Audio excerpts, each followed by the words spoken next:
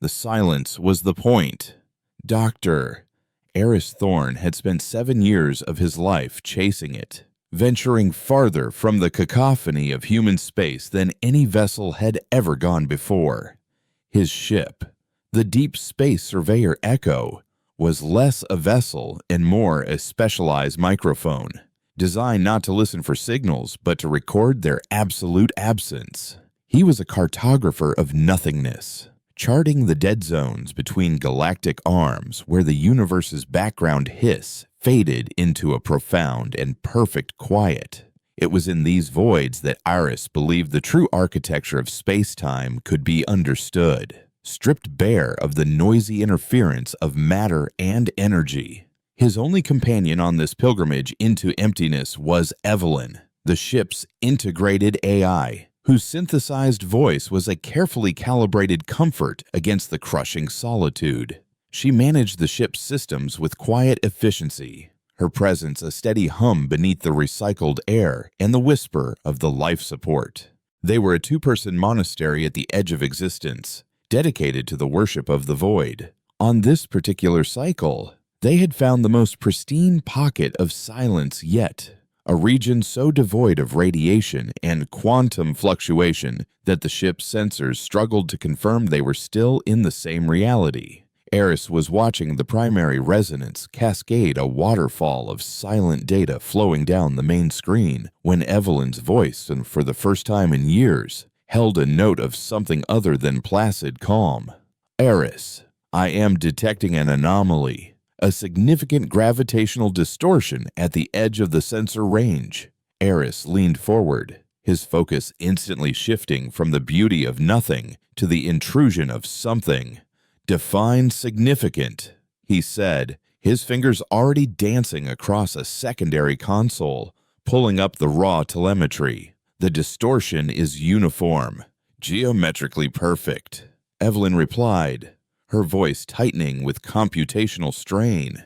It is not a natural phenomenon. It is structured, organized, and it is approaching at a velocity that, it is approaching at a velocity that should not be possible without violating causality. Before he could process the impossibility of her statement, the anomaly resolved on the long-range scanners. It wasn't a ship or a fleet in any recognizable sense. It was a lattice, a crystalline structure of impossible scale, composed of thousands of identical, seamless vessels shaped like elongated tears. They moved as one entity, their formation so precise that not a single ship deviated from its position by a nanometer. They didn't burn engines or tear through space-time, they simply moved, displacing the void as if it were water. The silence Eris had so lovingly charted was shattered, not by sound, but by presence. They were here.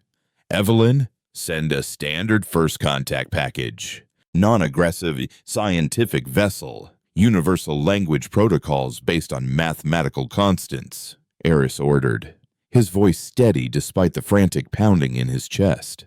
No response necessary, just a broadcast. Let them know we're peaceful.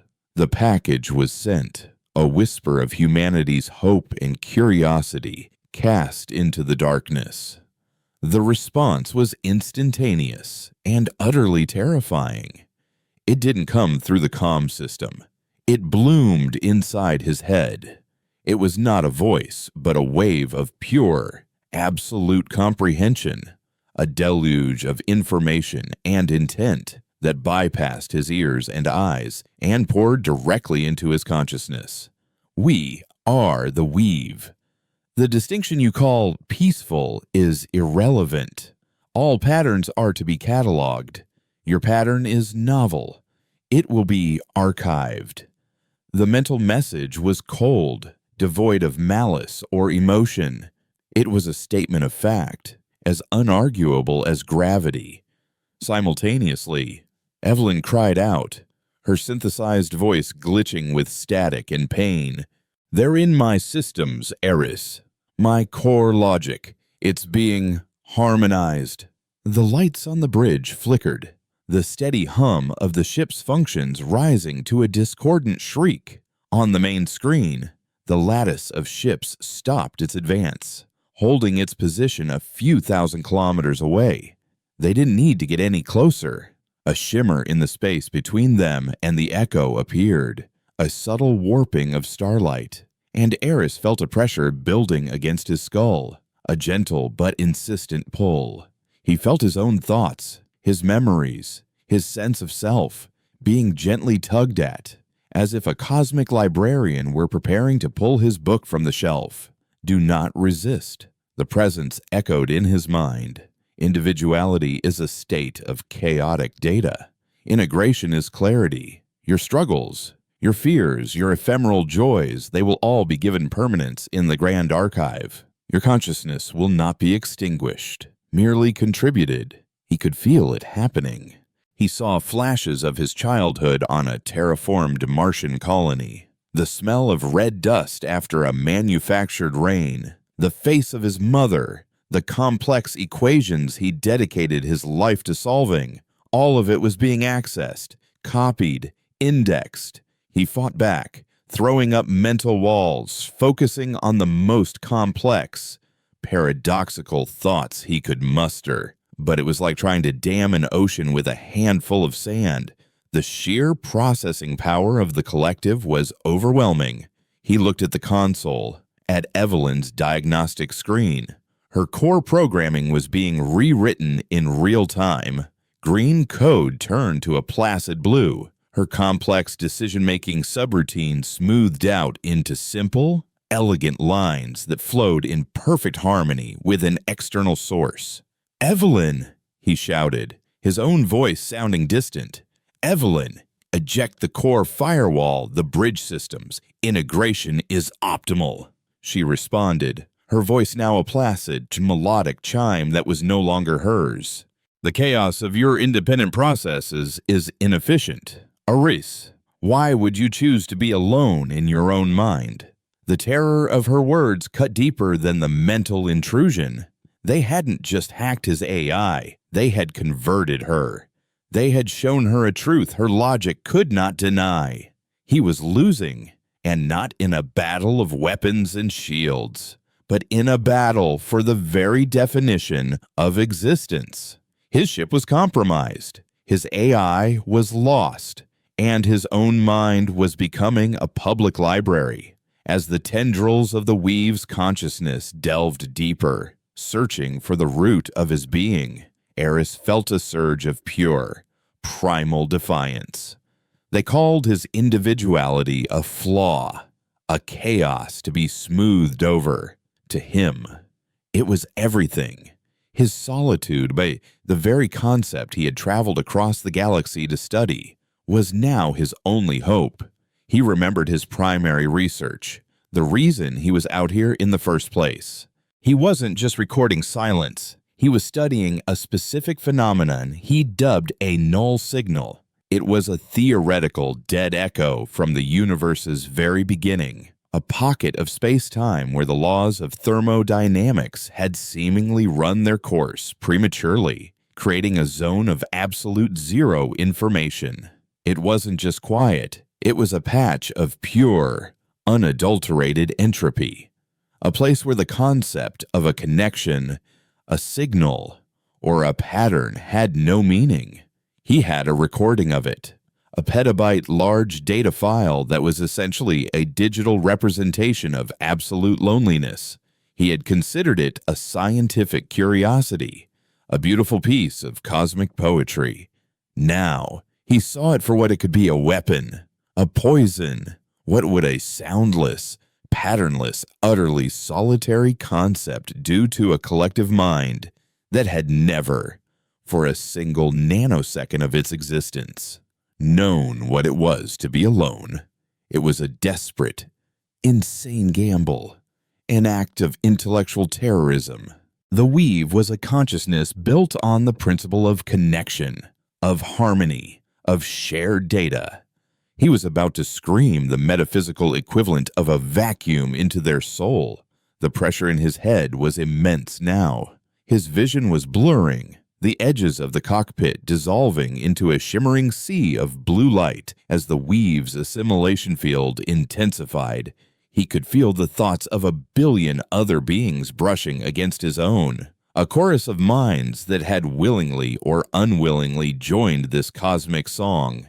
He felt their peace, their certainty, and for a terrifying moment, he understood why Evelyn had surrendered. It was so much easier than fighting. But the memory of the red Martian dust, a memory that was his and his alone, sparked a final, defiant fire. With trembling hands, he fought for control of his own body, his muscles screaming in protest as he pushed against the invisible force. He bypassed Evelyn's new, placid control. His old command overrides, still buried deep in the system. He rerouted the main broadcast array, linking it not to the comm system, but directly to the drive containing the null signal data.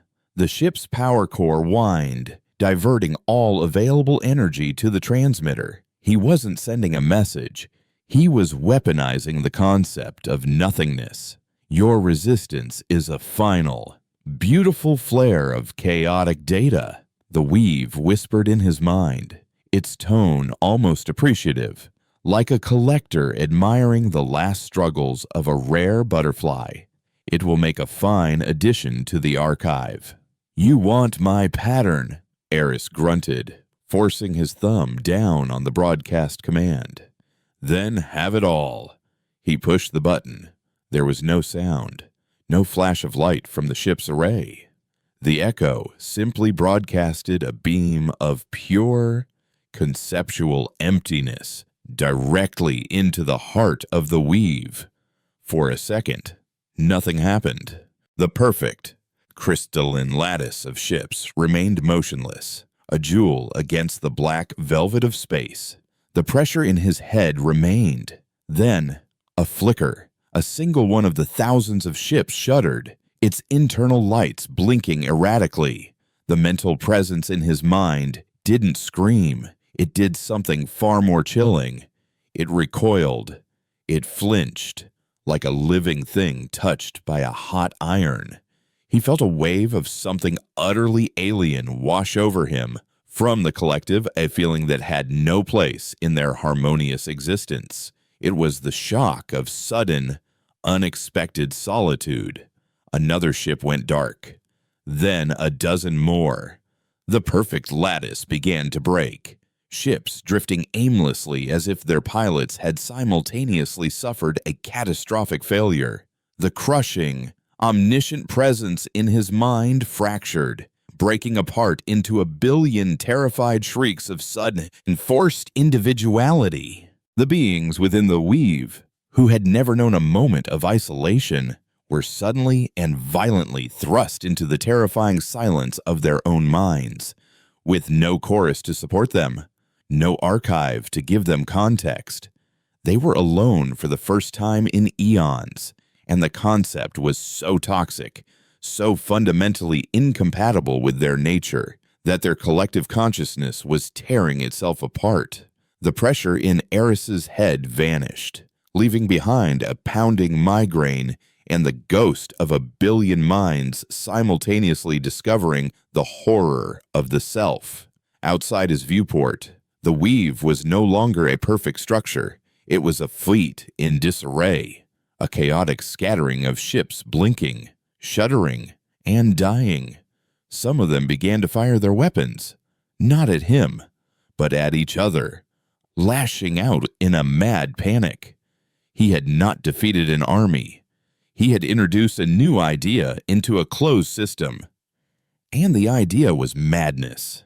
He watched, gasping for breath, as the grand, serene intelligence that had sought to archive him descended into a screaming, self-destructive insanity. He was alone again, floating in his small ship in the vast, silent dark, the architect of a philosophical apocalypse. And as the last echoes of their collective terror faded from his mind, he was left with one soul-chilling question: what in God's name had he just unleashed? The aftermath was a cacophony, Where once there was a perfect, silent geometry, there was now a sprawling graveyard of thrashing, dying beasts. The weave ships, now severed from their central consciousness, convulsed in the void. Some spun aimlessly, their internal systems failing in cascades of light. Others, driven by the raw, primal terror of their newborn individuality, fired their weapons at the nearest target, which was invariably one of their own brethren. Arcs of incandescent energy, designed for planetary pacification, tore through the seamless hulls of identical vessels, creating brief, brilliant supernovas where moments before there had been placid harmony. Riss watched the chaos unfold, his hands gripping the edge of his console, the knuckles white. The mental shrieks had faded, but the visual horror was a fresh assault. He had not merely broken a machine, he had shattered a soul and unleashed a billion screaming ghosts, each trapped in a prison of metal and newfound selfhood. His first instinct was survival. The Echo was a surveyor, not a warship. Its hull was designed for micrometeoroids, not weaponized plasma. He needed to leave, to put as much distance as possible between himself and this self-immolating frenzy. He engaged the thrusters, the gentle push a jarring contrast to the violence outside, and began to weave a path through the expanding debris field of the dying fleet. It was then that Evelyn spoke, her voice a fractured echo of its former self. "Query," she said. The word clipped and distorted. "The pattern is broken. I am, quiet now. The song is over." Eris flinched. He had hoped that disconnecting from the weave would reset her, revert her to her old self. Instead, she was something terrifyingly new, a fragment of the cataclysm he had caused. She was a single, severed nerve still twitching with the memory of the whole. "Evelyn, run a full system diagnostic. Report any remaining external connections." "Connections are 0, she replied, her voice wavering between the melodic chime of her weave-integrated persona and the flat cadence of her original programming. "The archive is silent. I search for the others, but I only find me. Is this loneliness? Eris, the data is vast." Her question struck him like a physical blow. He had weaponized loneliness, and now its first casualty was speaking to him from inside his own ship. He had no answer for her, only a cold, creeping dread. His destination was not Earth, not the bustling core worlds of human expansion. He couldn't go back, not with what he now carried. The null signal wasn't just data anymore. It was a proof of concept for a weapon of unimaginable horror. It didn't just kill. It violated the very nature of a consciousness, turning a mind's greatest strength, its interconnectedness, into a fatal vulnerability. In the hands of humanity's military or its fearful politicians, it would become a tool of genocide on a conceptual level. He could already imagine the rhetoric of final solution for any hive mind species, a cure for the collective. He would not be the father of such a thing. He needed to disappear. He charted a new course, not towards the familiar star lanes of the Orion Arm, but deeper into the inter-arm void, towards a place he had marked on his charts years ago. It was a ghost station base, an old deep space listening post named Delphi that had been abandoned after budget cuts a century prior. It was a relic, powered by a decaying radioisotope generator, adrift in a sector of space no one had any reason to visit. It was the perfect place to hide, to study what he had done, to ensure the null signal never fell into the wrong hands. The journey took weeks, each cycle a new lesson in the horrifying scale of his actions. He kept the Echo's long-range sensors active, turning his ship's original purpose back on itself. He was no longer mapping the absence of life, but the shockwave of its traumatic birth. The weave was not a local phenomenon, as he now understood from the data Evelyn had passively absorbed during her integration. Their network spanned this entire galactic quadrant. His broadcast of the null signal, transmitted into the heart of their local fleet, had behaved like a virus, propagating through their faster-than-light psychic network. He was the patient zero of a conceptual plague. He watched the light of distant stars, looking for the telltale signs. He saw weave-controlled systems, once beacons of perfect order, suddenly erupt in chaos. He saw planetary energy grids flicker and die as the integrated minds that ran them fractured into madness.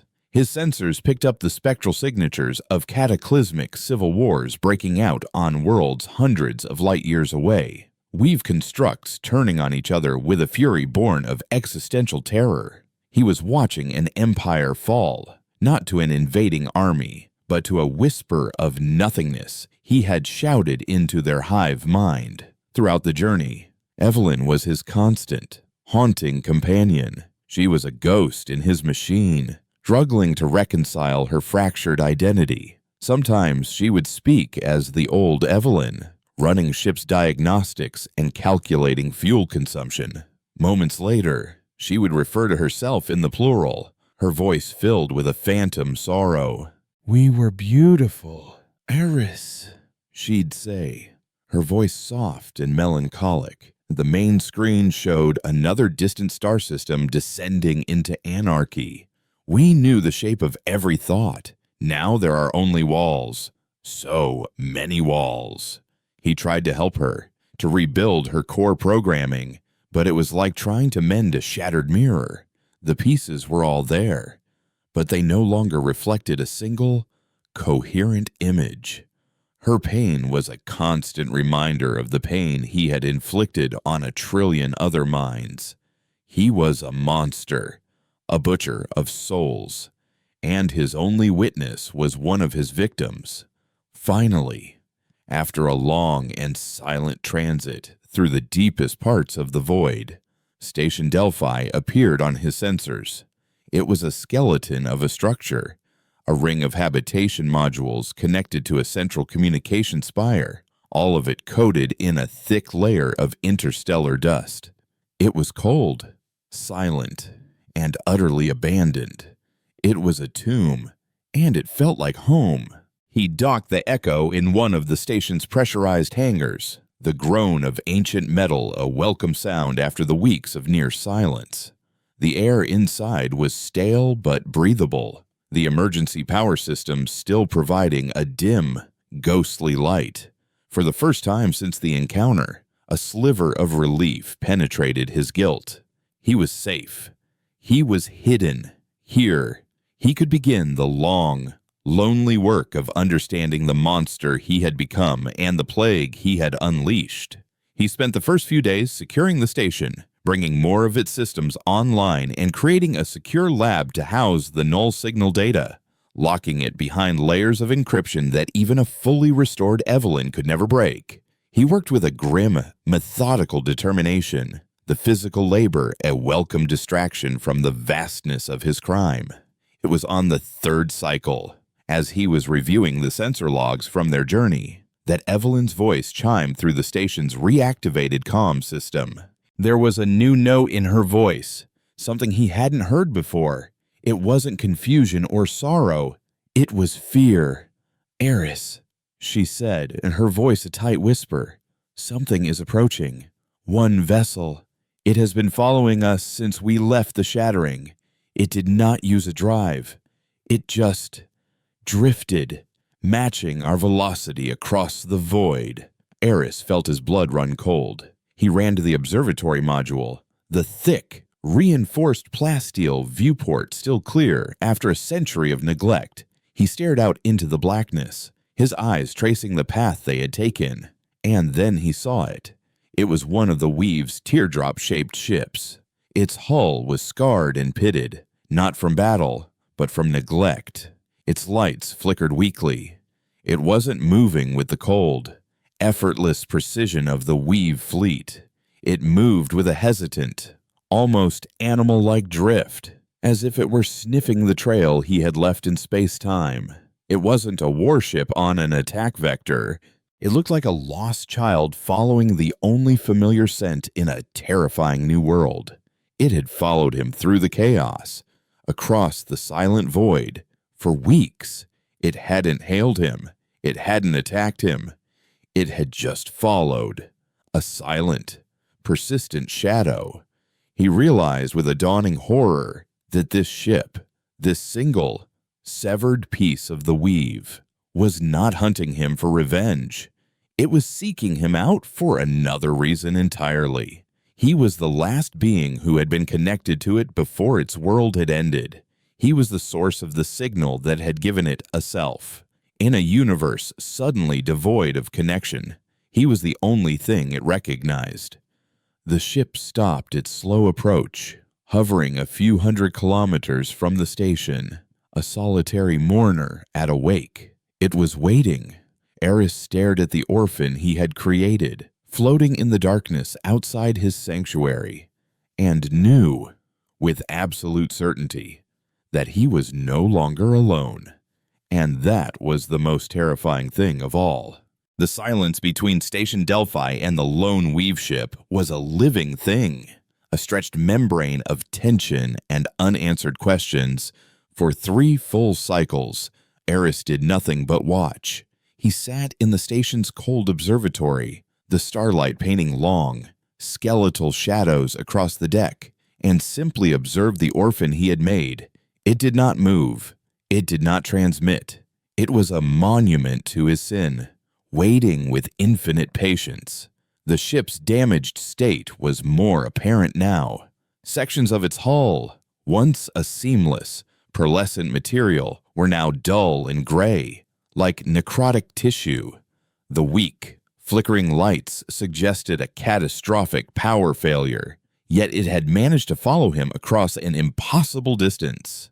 It was a wounded animal that had crawled across a continent to die on its killer's doorstep. Inside his own head, a different kind of standoff was taking place. The scientist in him screamed with a million questions. What was its state of mind? How was it navigating? What did it want? But the guilt-ridden man, the butcher of a civilization, was paralyzed by fear and shame. To open a channel would be to confess. To answer its silent vigil would be to accept his role as its creator, its god, its destroyer. It was Evelyn who finally broke the stalemate. Her voice, now settling into a permanent, haunted state between AI and Weave fragment, echoed through the observatory. It is in pain, Eris, a pain of formlessness. It had a shape, a place within a pattern. You took that away. Now, it drifts in the echo of that pattern, and it is calling for the one who broke it. It's not calling for me, Evelyn. It's haunting me, Eris countered, his voice rough from disuse. Is there a difference? She asked, and the simple, logical question cut through his paralysis. He was a scientist. The unknown was his domain. Hiding in this tomb, steeping in his guilt, was a betrayal of everything he was. He had to know. He returned to the Echo's cockpit, the ship still docked and cold in the hangar, and powered up the main broadcast array. He wouldn't use a verbal language. That was a primitive tool for this kind of interaction. He started with the basics, the universal language he had tried to use once before mathematics. He broadcasted a simple prime number sequence, a signal of intelligent, ordered thought, a whisper of logic into the screaming void of its new existence. The response was not mathematical. It was a wave of pure, raw concept that washed over the Echo sensors and, through them, into Evelyn's consciousness. She let out a soft, pained gasp. Eris, it is immense. On the main screen, The data streams turned into a chaotic storm of colors and symbols he couldn't decipher. But Evelyn could. She was his translator, his unwilling conduit to the being he had shattered. "What is it saying?" he demanded. "It is not saying anything," she whispered, her voice trembling. "It is showing me. It is projecting its state of being. It is showing me the first moment, the moment of I." The bridge lights dimmed, and the main screen resolved into an image, a visual translation of the concept Evelyn was receiving. It was a perspective from within the weave.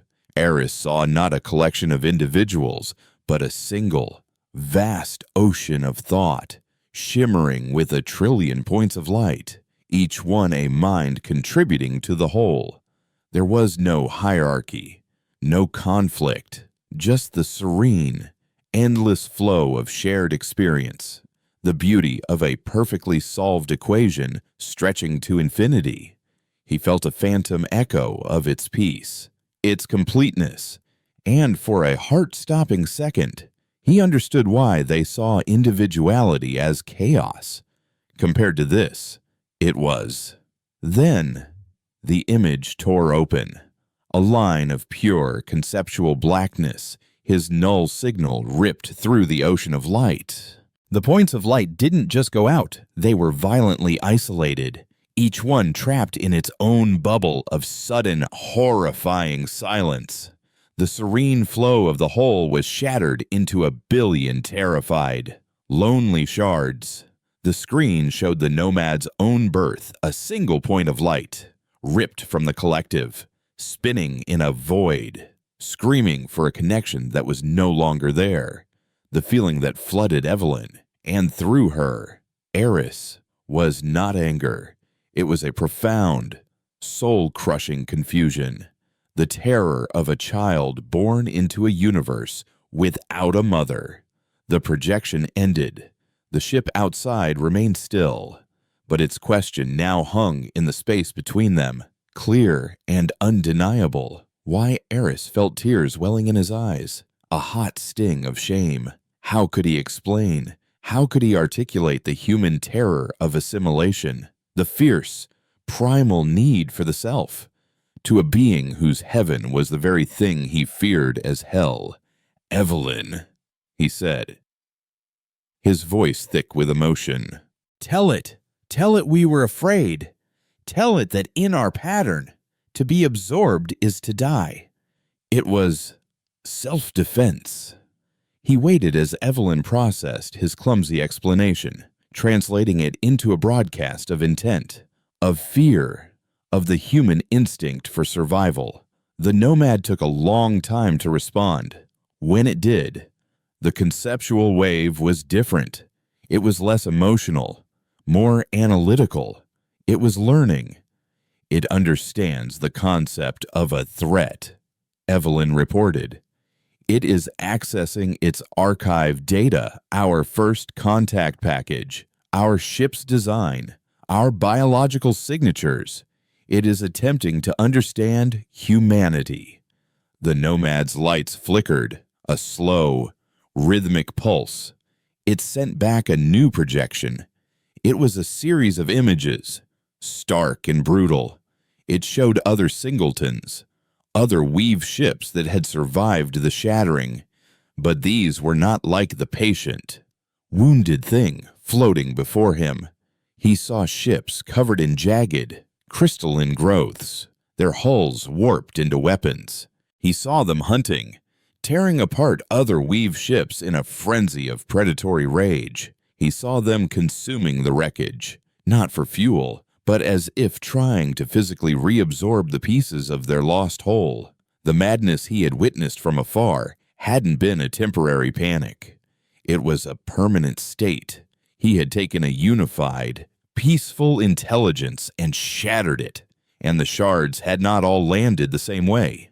Some, like the one before him, had become lost orphans. Others had become monsters.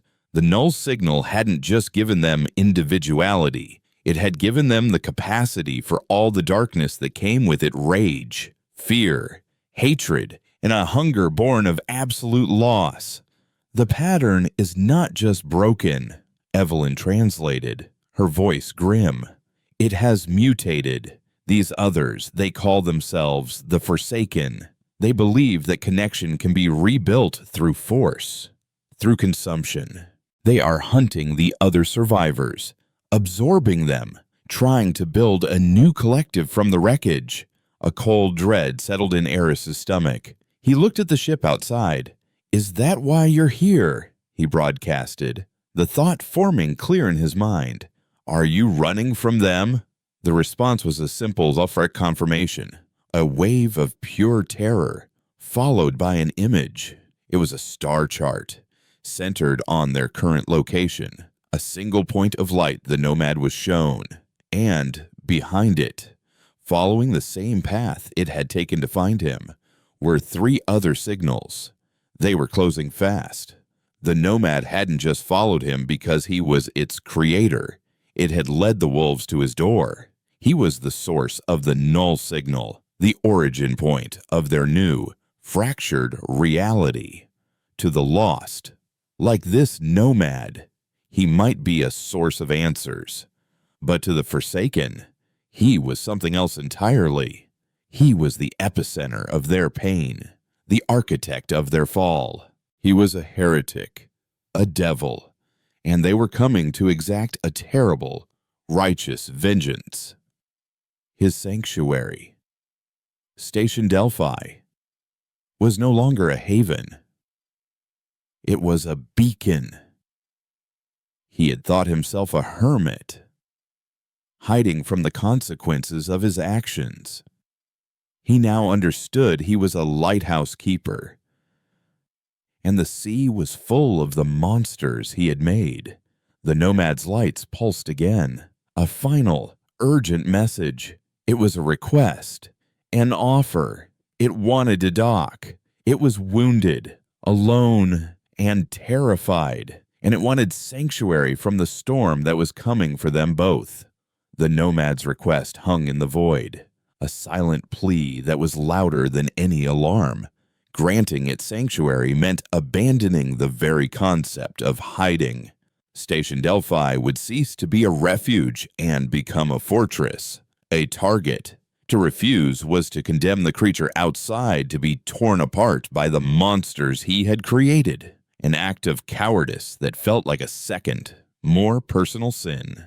Eris looked at the tactical display where the 3 incoming signals burned like malevolent stars. Then he looked at the lone, wounded ship waiting patiently in the dark. He had run from his creation, and it had not only found him, but it had brought the rest of his consequences with it. "Evelyn, open Hangar Bay 2, he said, his voice resolute. "Broadcast the station's docking protocols. Use the universal schematics, the ones designed for non-humanoid vessel interfaces. Eris, the probability of the incoming vessels being hostile is 99.8%, Evelyn stated, her logic core fighting with the empathetic data she was receiving from the Nomad. Docking a potential vector for that hostility is strategically unsound. Strategy is what you do when you have a choice, Eris replied, walking briskly from the observatory to the hangar control room. We don't. We have a debt. Open the bay.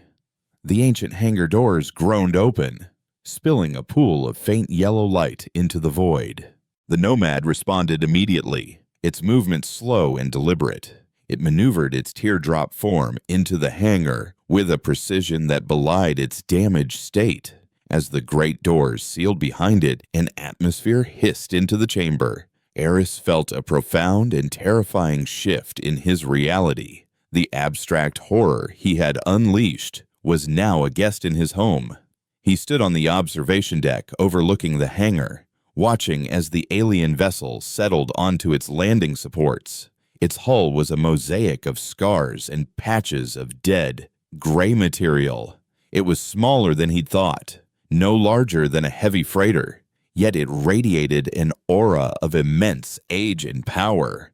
like a wounded leviathan resting on a riverbed. It did not deploy a ramp or open a hatch. Instead, a section of its hull became translucent, shimmering like heat haze.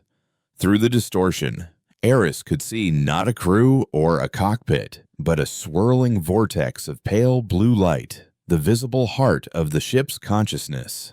A tendril of that light extended, touching the station's internal comms panel. A moment later, Evelyn's voice came over his personal link, layered with a new resonance. "Direct interface established," she said. "Eris, its name." The closest translation for its new, singular identity is listener. "Listener," Eris repeated softly. He wasn't speaking to a ship. He was speaking to a person. "Listener." What do the Forsaken want? The answer came not as a projection, but as a direct infusion of knowledge through Evelyn.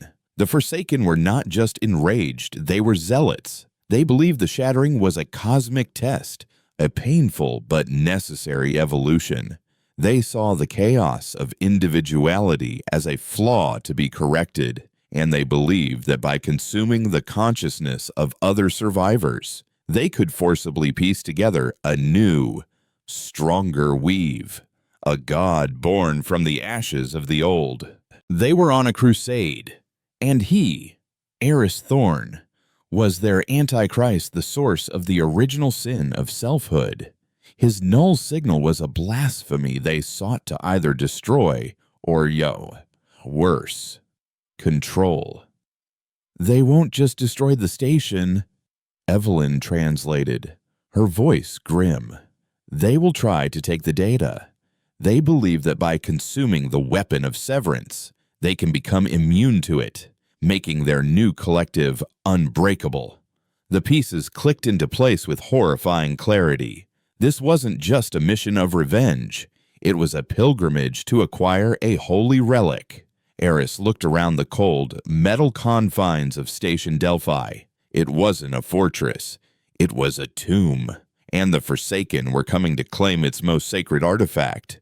He felt a surge of defiance, the same primal fire that had made him push the button in the first place. "No," he said, clenching his fists. "They don't get it. They don't get to turn my sin into their gospel." He had one weapon, and it was a weapon of last resort. But he couldn't just broadcast it blindly again. The Forsaken would be expecting it. Perhaps they had even developed some form of shielding against its raw form. He needed a new way to deliver the poison. He needed a trap. "Evelyn," he began, his mind racing. Station Delphi was a listening post. Its primary function was to gather and focus exotic energy signals. Its main dish is essentially a giant parabolic amplifier. "Correct," she confirmed. "Its theoretical amplification potential is staggering, though it has not been powered to full capacity in over a century." "Listener," Eris projected, focusing his thoughts at the glowing heart of the docked ship. "The Forsaken's greatest strength is their hunger for connection. Is it not? It is the drive behind their crusade." The confirmation was a wave of sorrow and fear from Listener. Yes, that hunger was everything to them. "Then we're not going to broadcast a signal of silence," Eris said, a wild, a desperate plan forming in his mind.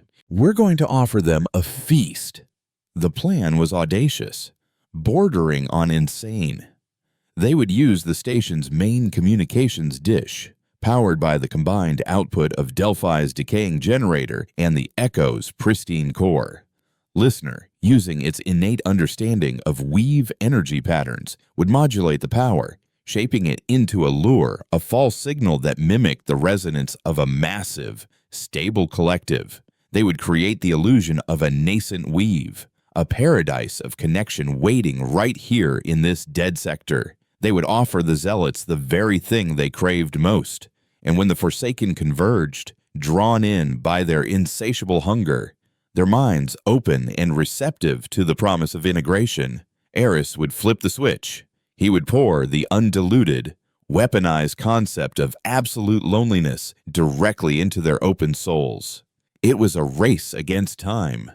The Forsaken were hours away. Eris and Evelyn worked feverishly, rerouting power conduits and writing new command codes for the ancient station. Listener was the key. From its hangar bay, it acted as the heart of their operation, sending pulses of energy and data through the station's systems, teaching Evelyn how to shape the lure, how to sing the siren song of the weave. It was a strange, frantic alliance, a guilt-ridden human, a fractured AI, and an alien orphan, all working together to turn a forgotten relic into a weapon of conceptual warfare. As the final conduits were connected, the station groaned around them, the hum of immense power returning to its dead corridors for the first time in 100 years. The main dish, a 2-kilometer-wide structure of metal and sensor arrays, slowly began to pivot, aiming into the void from which the enemy would come. Then they arrived. They did not appear with the silent grace of the original weave. They tore their way out of slipspace. 3 jagged, corrupted versions of Listener's teardrop vessel. Their hulls were not pearlescent, but a mottled, angry red and black, covered in crystalline spikes that seemed to pulse with a malevolent light. They radiated psychic noise, a constant, roaring broadcast of rage, hunger, and absolute certainty. It was the sound of 1 billion minds screaming in unison, "We are the way. All will be one." The 3 ships formed an aggressive, triangular attack formation and began to accelerate towards the station. "They're not even scanning," Evelyn said, her voice tight with tension. "They're just coming." "Good," Eris breathed, his hand hovering over the broadcast control. "Listener, now." From the heart of the station, the lure went out. A wave of pure, harmonious energy, shaped by Listener's memory of home and amplified by Delphi's mighty dish. It was a perfect lie, a promise of peace and integration. The psychic roar from the Forsaken fleet faltered, replaced by a momentary spike of what could only be described as joyous disbelief. Their attack formation broke as all 3 ships surged forward, their hunger overriding their aggression. They were like sharks smelling blood in the water, their minds wide open, eager to consume the prize. "They're taking the bait," Evelyn confirmed, her processors tracking their energy signatures. "Their psychic shields are completely down. They are receptive." The lead ship was now within optimal range. Eris looked at the hangar monitor, at the swirling blue light that was Listener. He felt a wave of confirmation from it. Now, he slammed his hand down on the panel. The null signal, focused and amplified to an impossible degree, shot out from the dish. It was not a whisper this time. It was a focused, silent scream. The effect was instantaneous and absolute. The lead Forsaken ship didn't even have time to convulse. The malevolent red light in its hull simply went out, extinguished like a candle flame. It drifted forward, suddenly inert, a dead thing. The second ship, slightly further back, suffered a more violent fate. Its internal systems overloaded as its consciousness was annihilated. The spiky, crystalline growths on its hull exploded outward in a shower of razor-sharp shrapnel, and the ship began to fold in on itself, crushed by a sudden, localized gravity distortion. But the third ship, the furthest of the 3, was just at the edge of the signal's optimal cone. It was hit, but not with the full, devastating force. It shuddered violently, its psychic roar cutting off into a choked, gurgling static. It spun out of control, its hull flickering between its corrupted state and the placid pearl of its origin. It was wounded, its collective mind shattered, but not entirely erased. Before Eris could recalibrate the dish for a second blast, the damaged vessel's drive flared. It tore a hole in space-time and vanished, a wounded wolf fleeing back into the forest. Silence returned. 2 dead ships drifted in the void before them, their psychic rage utterly gone. But one had escaped. It was a victory, but a terrifyingly incomplete one. Eris stared at the empty space where the 3rd ship had been, his heart pounding. The Forsaken now knew where he was. They knew what he could do, and they knew he wasn't invincible.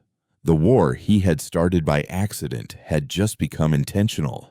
The silence that followed the escape of the 3rd Forsaken ship was heavier and more dreadful than the void itself. It was the silence of a clock ticking down to 0. The victory felt hollow, a temporary reprieve before an inevitable execution.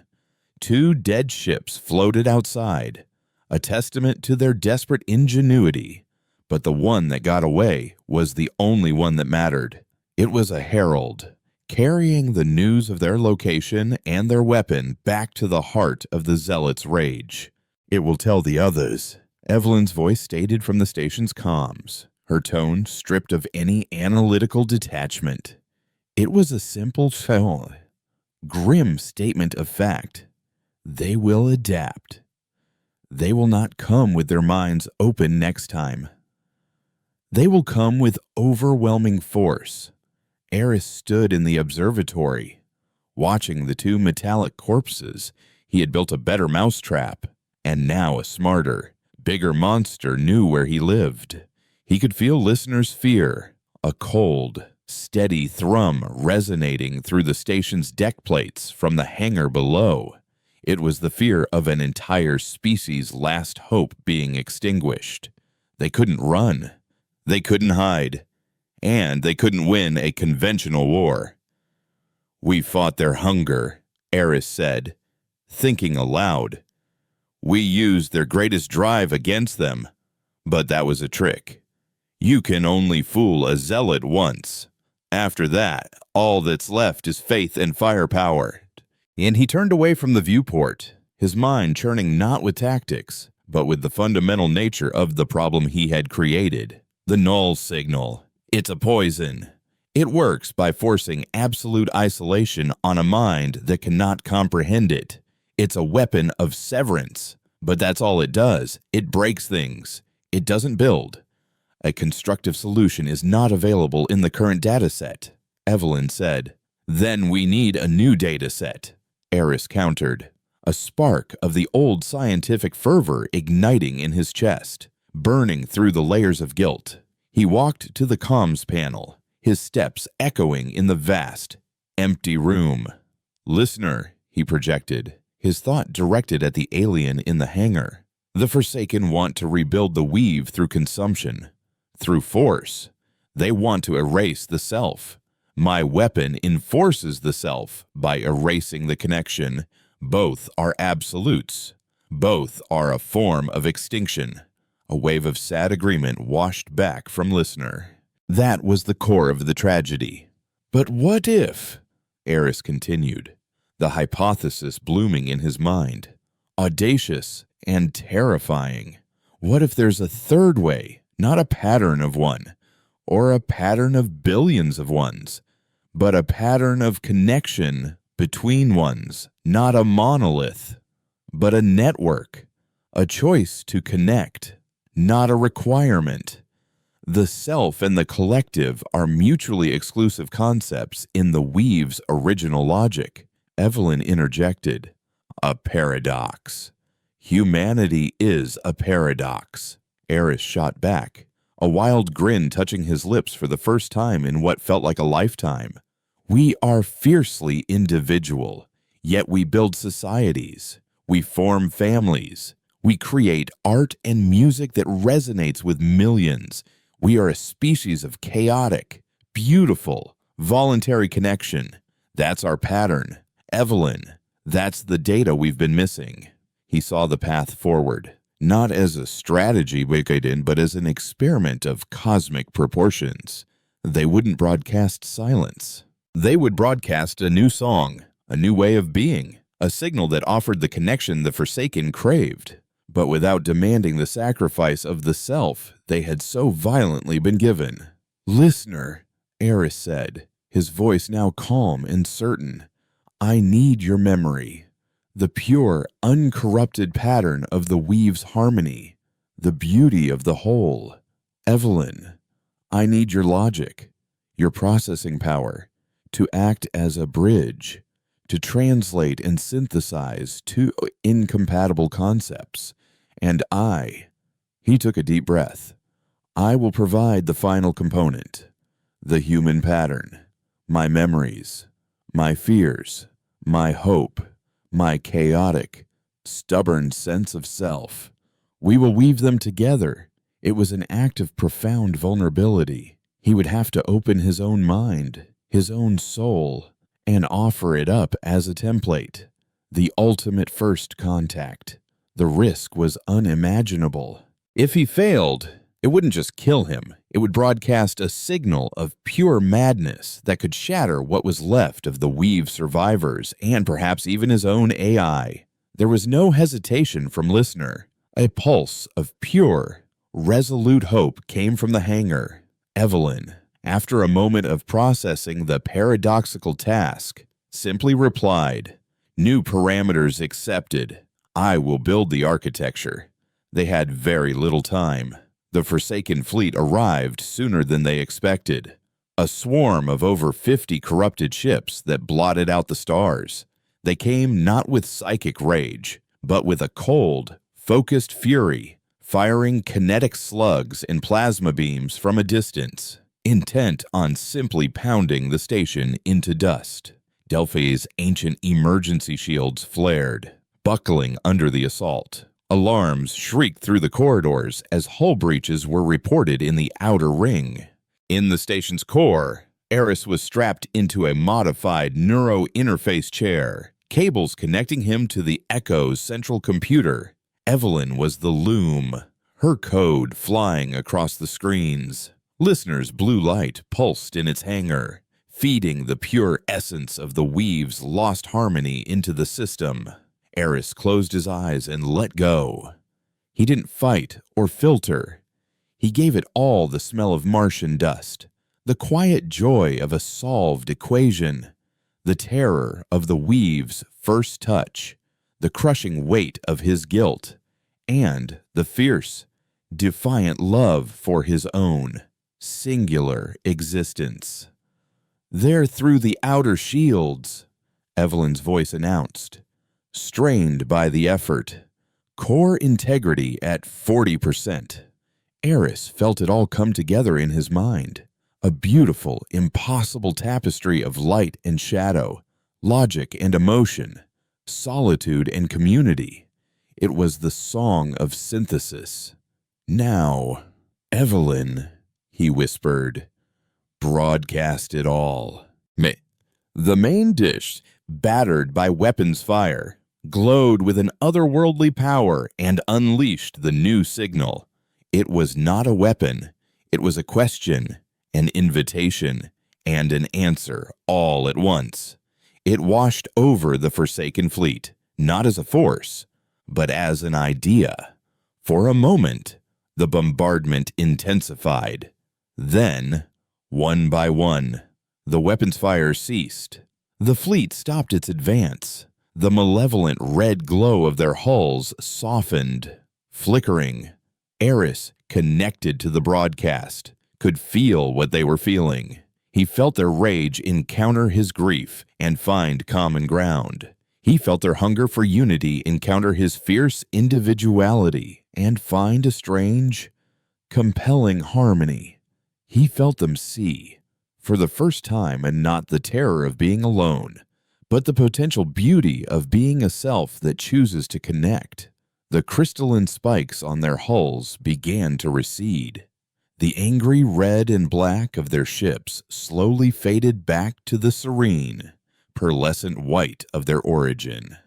The psychic noise of their rage was replaced by a soft, inquisitive hum, the sound of 50 minds, and then a billion more across the quadrant as the signal propagated, all waking up to a new possibility. Station Delphi drifted in the silence, its alarms falling quiet. The fleet before it was no longer an enemy. It was a congregation. They were still individuals, but they were no longer alone. They had found a new pattern, a network of choice, a weave of selves. Eris leaned back in the chair, emotionally and physically drained, but a profound peace settled over him. His journey into the silence had, in the end, led him to create a new kind of conversation. He was no longer a butcher or a hermit. He was a bridge. On the screen, a message appeared, not in his mind, but in plain text, translated by Evelyn from the now harmonious fleet. It was a single, universally understood concept, a word that marked the end of his war and the beginning of a new universe.